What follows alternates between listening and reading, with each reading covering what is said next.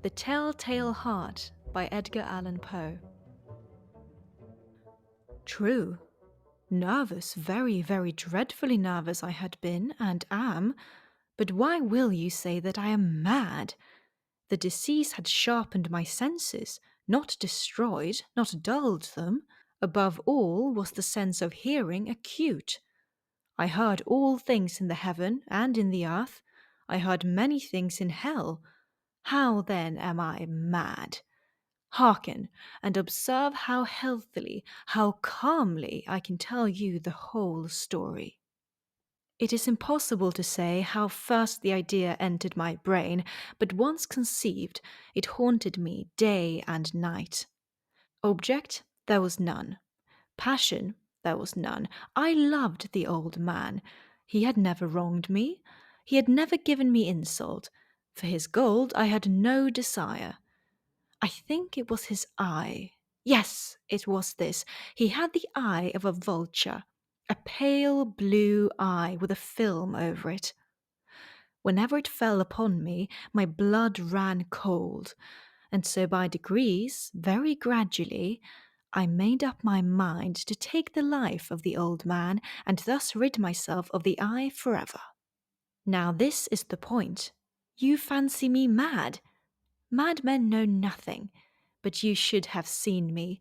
You should have seen how wisely I proceeded, with what caution, with what foresight, with what dissimulation I went to work. I was never kinder to the old man than during the whole week before I killed him, and every night, about midnight, I turned the latch of his door and opened it, oh, so gently. And then, when I had made an opening sufficient for my head, I put in a dark lantern, all closed, so that no light shone out, and then I thrust in my head. Oh, you would have laughed to see how cunningly I thrust it in. I moved it slowly, very, very slowly, so that I might not disturb the old man's sleep.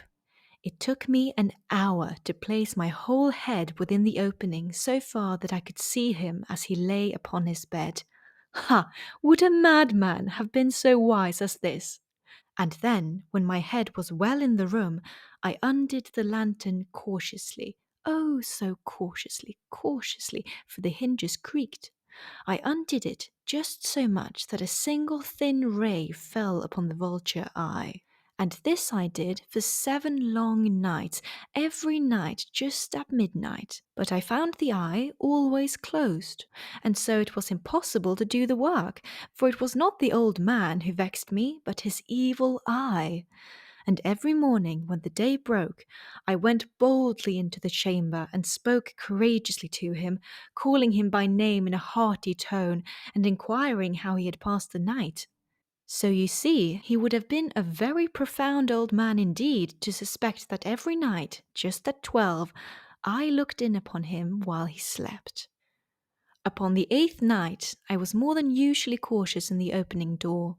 A watch's minute hands moved more quickly than did mine. Never before that night had I felt the extent of my own powers, of my sagacity. I could scarcely contain my feelings of triumph to think that there I was, opening the door little by little, and he not even to dream of my secret deeds or thoughts.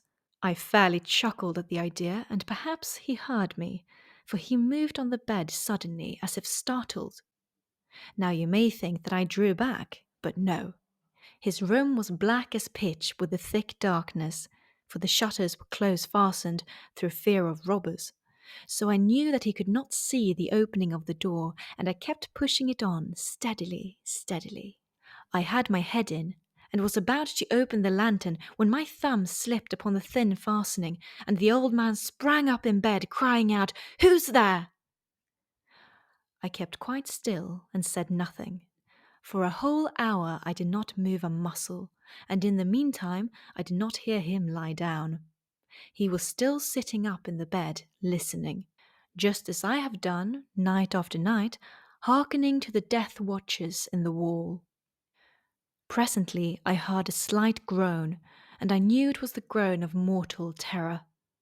It was not a groan of pain or relief. Oh no, it was the low, stifled sound that arises from the bottom of the soul when overcharged with awe. I knew the sound well.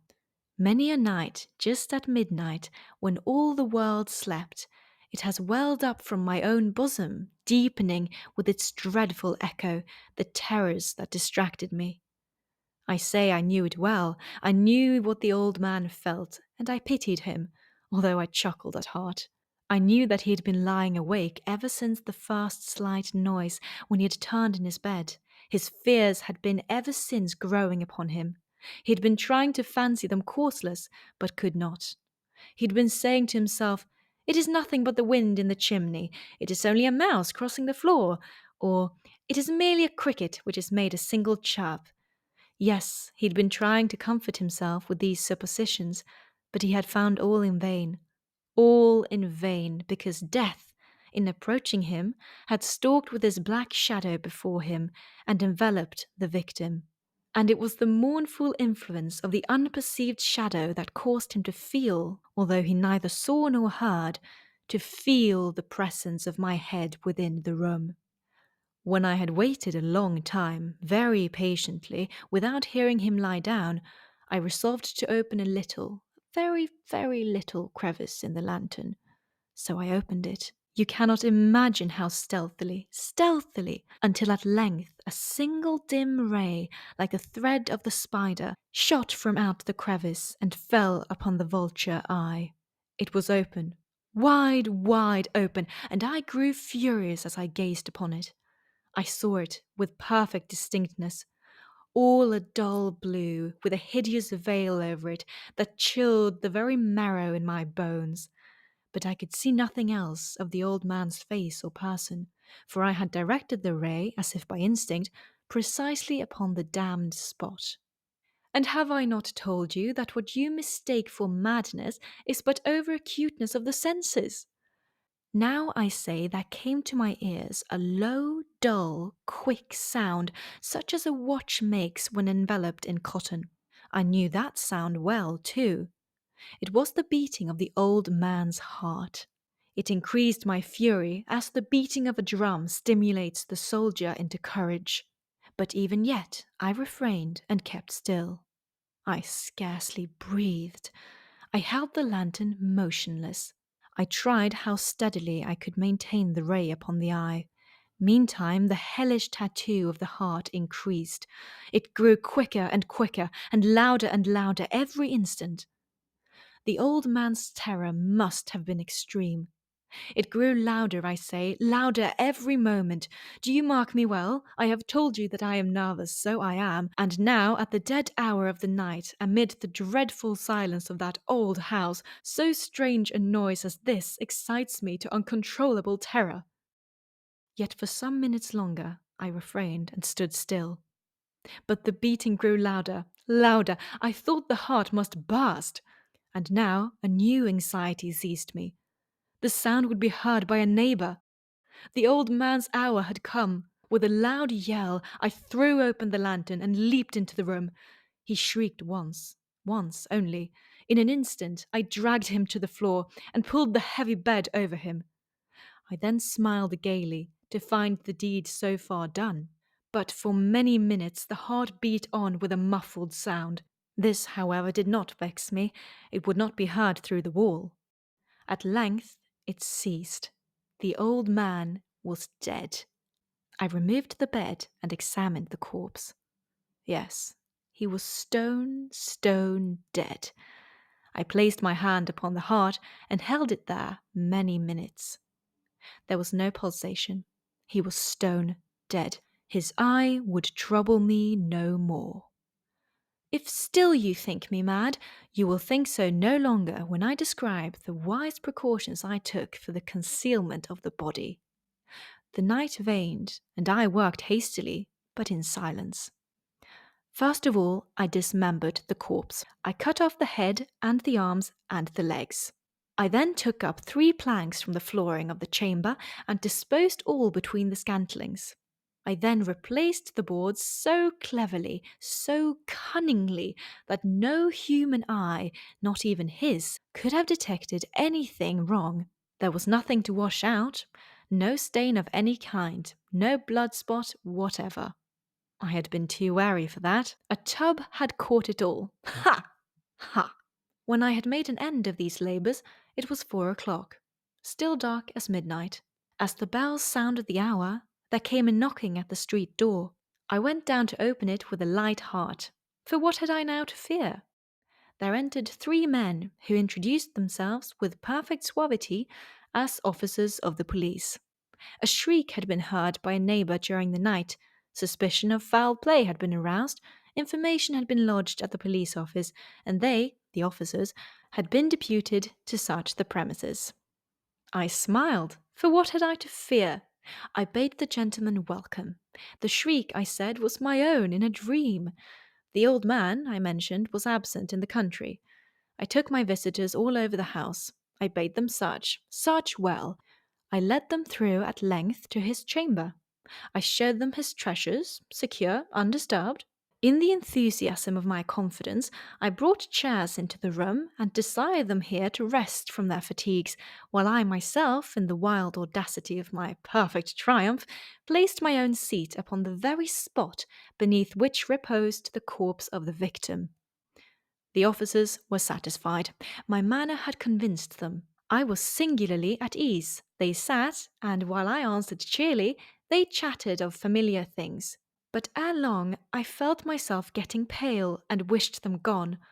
My head ached, and I fancied a ringing in my ears. But still they sat and still chatted. The ringing became more distinct. It continued and became more distinct. I talked more freely to get rid of the feeling, but it continued and gained definiteness, until at last I found that the noise was not within my ears.